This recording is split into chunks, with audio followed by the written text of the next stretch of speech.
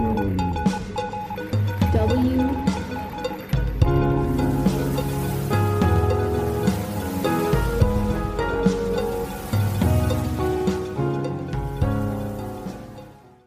right, everyone. Welcome to another episode of Season 2 of Cohort W. I'm your host, CWOC faculty member and current Warrant Officer Historical Foundation Fellow, CW5 Leonard Momini. In today's episode, my incredible guests will share some personal and professional experience, mentorship, and leadership as a senior warrant officer. The senior warrant officer will then examine how this insight should ultimately influence action, development, and education within their corps and possibly even the greater cohort. The conversation is directed at leader development, talent management, and what they are doing to support the Army. Finally, all Cohort W guests will have an opportunity to share a favorite anecdote from their career as a senior warrant officer. Today, I am joined by Command Chief Warrant Officer of the Judge Advocate Corps, CW5 Richmond. Thanks so much for your time today, ma'am. Hey, thank you. I really appreciate the opportunity. Absolutely. I was just wondering, could you perhaps share with the audience just a little bit about yourself?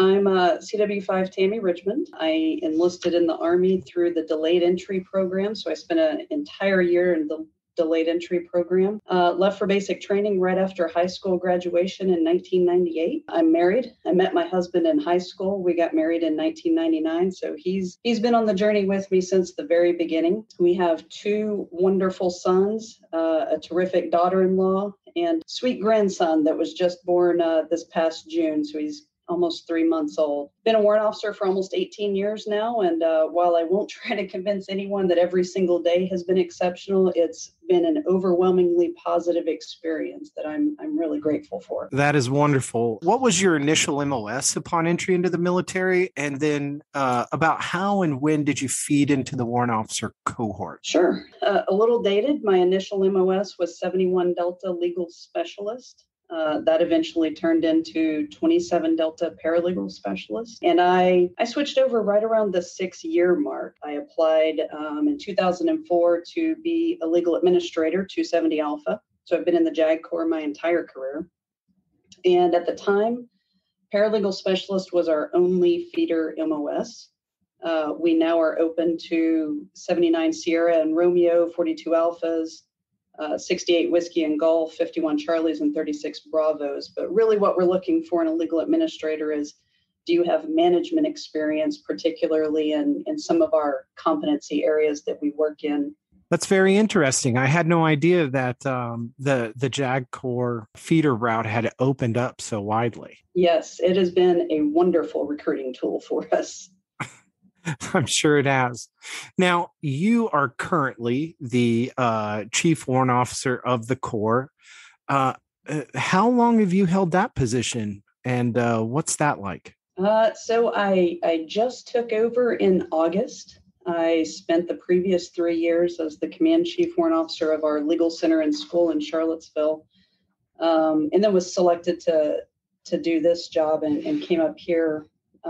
So only a couple of months, just about a month now that I've been up here in this role. I advise the Judge Advocate General and senior JAG Corps leaders on training, education, management, and integration of 270 Alphas, as well as how we can improve JAG Corps business practices. That sounds like some incredible work. And since you've been up there for about a month, did you have prior experience at the Pentagon, or much like Jim, a previous guest, was it pretty interesting to walk into the halls for the first time?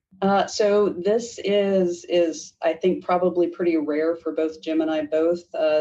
This was my first assignment in the Pentagon.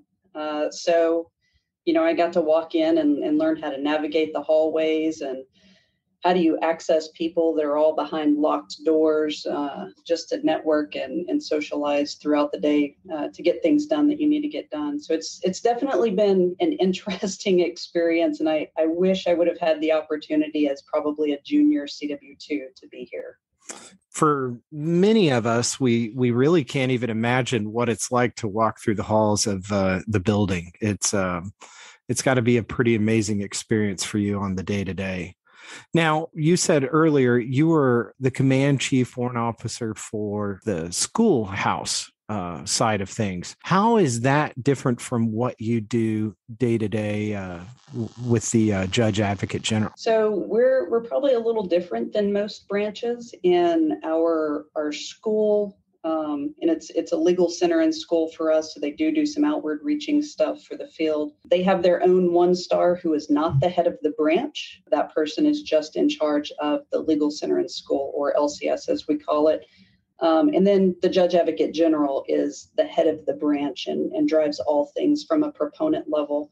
So we've split a little bit. We do proponency up here at the Pentagon, and Jim Carroll, our CW5, who's now the Command Chief Warrant Officer at the LCS, he really advises the Commanding General on, all things from the school perspective, which route we should go for legal administrator education and training. He's got about 5 warrant officers that are there with him that he mentors and develops. And of course, both of us serve as representatives on what we call an Article 6 inspection, which is TJAG's inspection of our offices of the staff judge advocate that are out in the field. So he looks at things, mostly advising the commanding general of our legal center and school, and then I advise TJAG, but it makes us work together almost on a daily basis. Can you, for the audience, perhaps just talk a little bit more about how the Judge Advocate General supports the U.S. Army from day to day? And not only that, but as we move forward in multi-domain operations? Sure. Not news to anyone. We have such a rapidly changing operational environment. We've noticed in the past several years that commanders increasingly rely on and trust their legal advisors to provide them accurate and timely counsel, sometimes in very nuanced areas of the law, such as artificial intelligence. And our legal administrators are a critical component to making sure that those judge advocates are properly resourced and prepared to support those commanders. Yeah, absolutely. I can imagine that the changing landscape of just how people interact with each other and other organizations has become quite complicated legally. So I know, especially considering coming from Schoolhouse and now into the position you hold today, that I'm certain that there are some initiatives and focal points regarding leader development and perhaps even talent management you would like to communicate to the warrant officers in your Corps and the leaders that they support. We have definitely embraced people first. And the senior leaders in the JAG Corps are always looking for feedback on how we can better take care of our people. We've stood up a leadership center at our legal center and school to help develop caring and committed leaders at every level, but definitely hitting them earlier in their career. We're working on a wellness program to get after burnout. Some people have referred to resilience fatigue just from COVID, and then some of that secondary trauma that you get from dealing with, quite honestly, really tough legal cases, especially in the special victim realm. And we're working on a mentorship platform so that we can make sure all of our folks have the same opportunity and a path to success. And then we have a DEI council that is constantly assessing how we can improve diversity, equity, and inclusion within the JAG Corps. And then I think, like every other branch, we're always looking at how do we assign our personnel to give them a variety of skill sets without burning them out. So I would tell our folks, reach out and find out everything you can about these resources, be engaged, and let us know from your perspective what's working and what isn't, because the senior leaders are definitely listening. That is fantastic. I actually was really impressed with what Jim Stedham had mentioned in his interview regarding the reach back that JAG maintains with its retirees and former senior leaders. And I am just not surprised that you have such a robust strategy in place and mechanisms in place to get after leader development. What education or training, whether technical or Common Core, do you see as being relevant and impactful to the development of Army warrant officers? Not just in your Corps, but just in the context of the future fight in general. And can you explain why you feel this way? I'd really like to hear your thoughts on just Army warrant officers in general and their development. I think warrant officers across the Army are incredibly resourceful and very technically competent. But I think the areas I see warrant officers being sought out for far more now than even a decade ago is for their presence in leadership, especially, the resilience we show, the confidence we show, the ability to build trust throughout the organization. Is what has enlisted soldiers and officers and even civilians coming to chief's door and saying, hey, I just want to get your thoughts on something before I talk to the boss, or can I just vent for a minute? I think the Army does a great job of teaching foundational doctrine, but those are really areas that you have to seek out a lot of individual self-development on. And speaking just for my warrant officers within the JAG Corps, there are a lot of them that go to counseling regularly to make sure they stay resilient, to be better versions of themselves. Almost all of them are consistently reading books, listening to podcasts, finding online courses they can take just to improve themselves as individuals. And I think that kind of stuff makes the entire team better. Yeah, that's a very insightful response. And I think that there is a bit of a paradigm shift in senior warrant officer expectation and development. And I think that we're being invited into the circles now, and it's very consistent. It's consistently happening. I don't imagine there are many out there today that realize that wasn't always the case. I think that those are phenomenal suggestions. Talent management of personnel is a major undertaking and a critical component of organizational success. How are you and the Corps approaching the recruitment and subsequent management of talent? So fortunately, we have been very successful on the recruiting side, particularly with warrant officers, because we did open it up to other feeder MOSs looking for the right person rather than just legal experience. Last year, I think we had 73 board-ready packets and selected 10 candidates. So great recruiting that's happening out in the field. We try to get the message out to the rest of the JAG Corps and the Army about what we're looking for in a legal administrator, and ask them to help us scout, because we sit at the installation and above level, and a lot of that talent is at the brigade and below level that we just don't see on a daily basis. Because we're small, our senior warrant officers are in a position to get to know every legal administrator out there.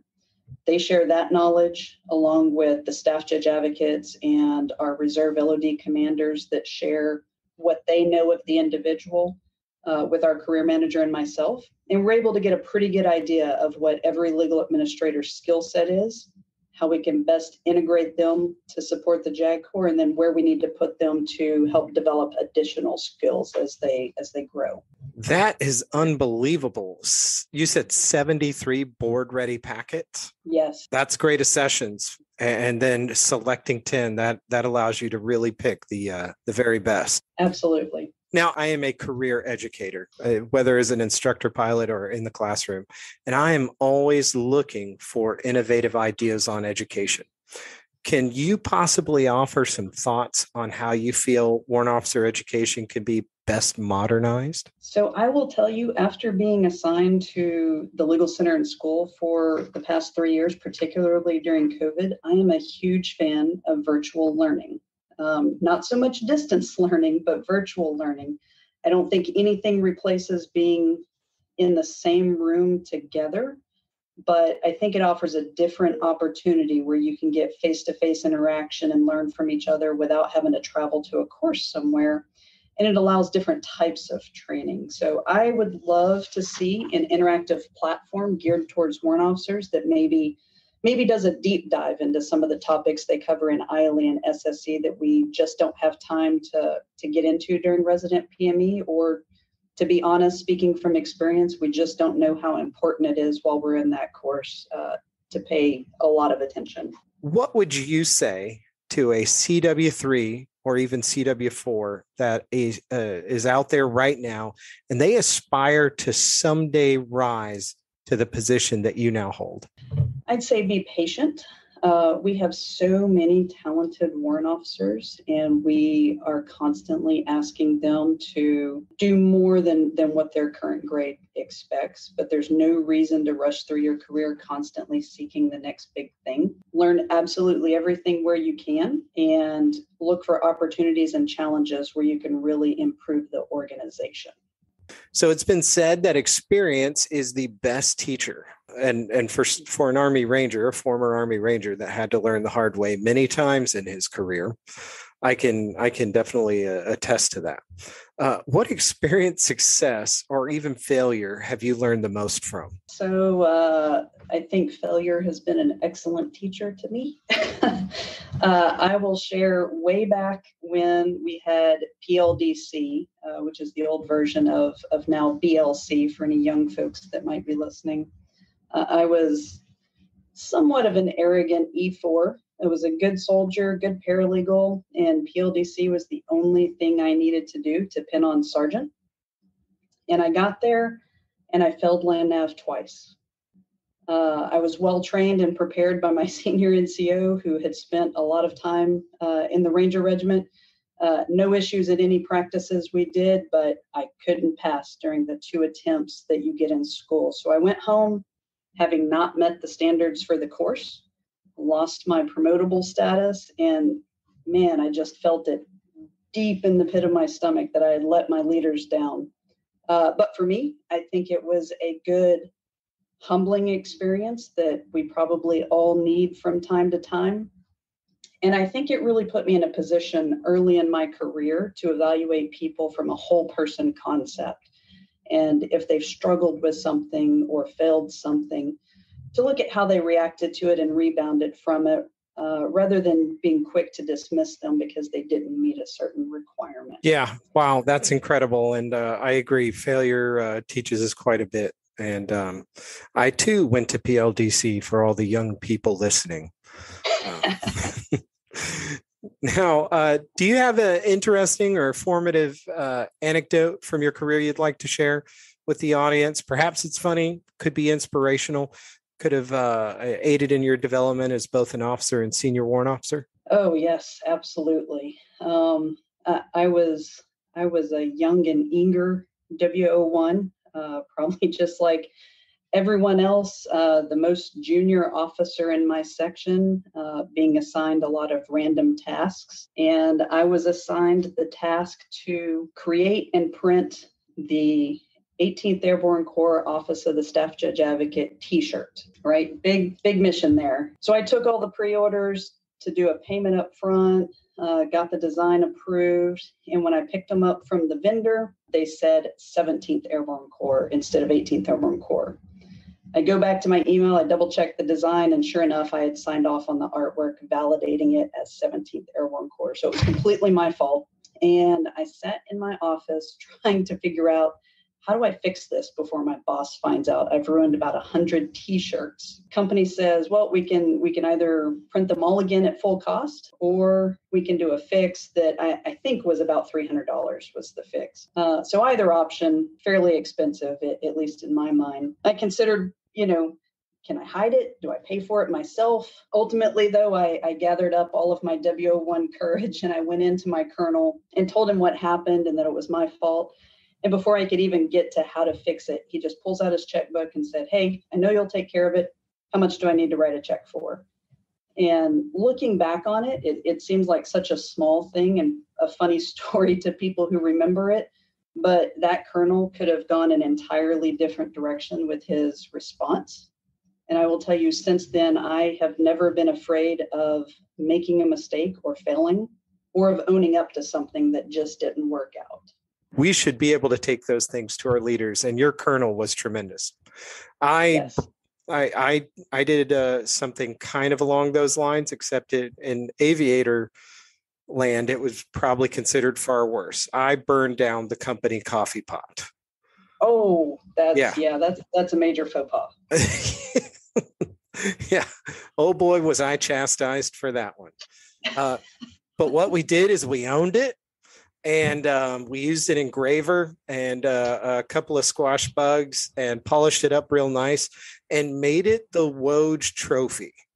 and it held a place of honor in the halls of my first unit, which I will not share. I love it. Well, I tell you what, it has been so great to hear senior warrant officers share mentorship with those they seek to serve. Thank you so much for your time and for sharing how a senior warrant officer's leadership can ultimately contribute to meeting the Army's needs. Truly, we really appreciate your time today. Thank you. I really appreciate the opportunity. Well, for updates on Cohort W and the Warrant Officer Historical Foundation, follow us on Instagram and Twitter. Simply search at WOHF 1918 or the Warrant Officer Historical Foundation.